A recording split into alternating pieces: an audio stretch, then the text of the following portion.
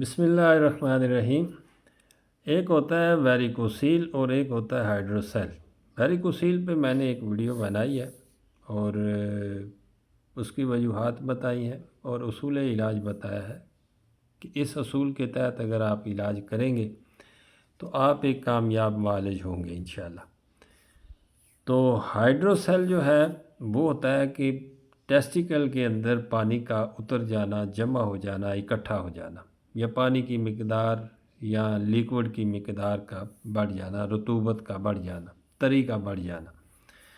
ہوتا یہ ہے کہ ٹیسٹیکل جو ہے اس کے اندر تین قسم کے آپ سمجھیں کہ تین قسم کی جھلیاں ہوتی ہیں، اور ایک جھلی جو ہے وہ ہر ایک جھلی جو ہے وہ دو پرتوں پہ مشتمل ہوتی ہے۔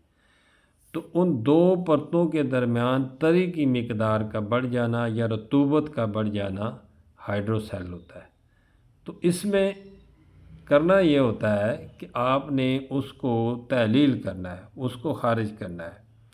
تو وہ کسی طریقے سے بھی آپ کر سکتے ہیں، آپ گرم تر یا تر گرم چیزیں استعمال کروائیں۔ ہلدی اس کے لیے بہترین چیز ہے، ہلدی کا استعمال کروائیں، مریض کو قبض نہ ہونے دیں۔ اور تیسری چیز یہ ہے کہ آپ اس کا علاج اگر کشتہ جات میں کرنا چاہیں گے تو پھر اس کے لیے بہترین چیز ہڑتال ورقیہ ہے۔ باقی ہربل میں آپ کریں گے، دیسی جڑی بوٹیوں میں کریں گے، استاور ہے، مغز بنولا ہے، اشگند ناگوری ہے، ہلدی ہے، تو ان کے مرکبات ایک بہترین چیز ہے۔ تو پیشاب آور چیزیں آپ دیں گے، نوشادر آئل کا بھی جو ہوائی تیل بناتے ہیں، نوشادر آئل کا بھی آپ اس کے اندر استعمال کریں گے تو آپ مریض کو انشاءاللہ فائدہ ہوگا۔ پہلے آپ جس مرض کا بھی علاج کریں، میری شروع سے یہ عادت رہی ہے کہ جس مرض کا بھی آپ علاج کریں اس کی پہلے وجہ دیکھیں، وجہ کو ڈھونڈیں گے تو آپ کامیاب معالج ہوں گے۔ وجہ کو ڈھونڈے بغیر آپ بے شک تکے لگاتے رہیں، مریض کا نقصان کریں گے، اپنا نقصان کریں گے، اپنے اور مریض کے وقت کا ضیاع کریں گے، کوئی فائدہ نہیں ہوگا جب تک آپ مریض کے مرض کی وجہ کو تلاش نہیں کریں گے۔ پہلا طبیب، اچھے طبیب کا یہی کام ہوتا ہے کہ مریض اس کے پاس آئے، وہ آپ سے سچی پوچھیں تو اپنے مرض کی وجہ پوچھنے آتا ہے۔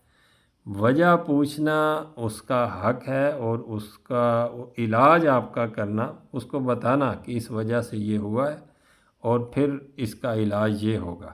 وہ سیٹسفائی ہو، مطمئن ہو، پھر آپ اس کا علاج کریں۔ آدھا علاج اس کا سرٹیفکیشن کرنا ہے، اس کو دلی طور پہ مطمئن کرنا ہے کہ یار آپ ٹھیک ہو جائیں گے، اس وجہ سے یہ مسئلہ ہوا ہے۔